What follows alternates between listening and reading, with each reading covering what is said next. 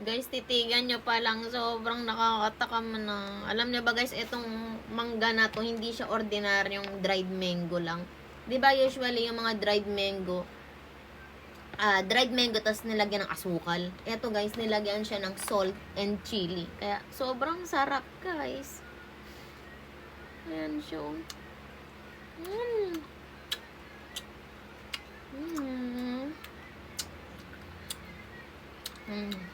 Napakalasa guys, promise.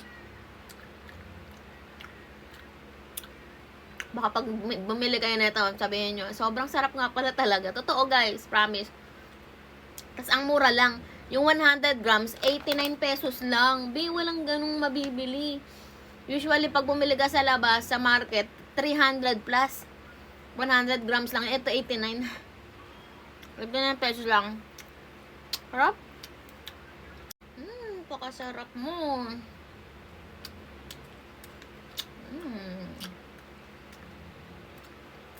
Pag natikman nyo ito, mapapakanta kayo ng di ka nakakasawang tikman.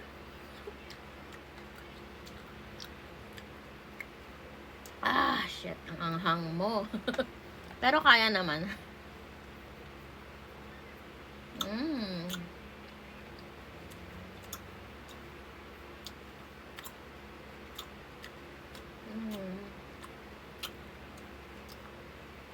Try nyo na to guys.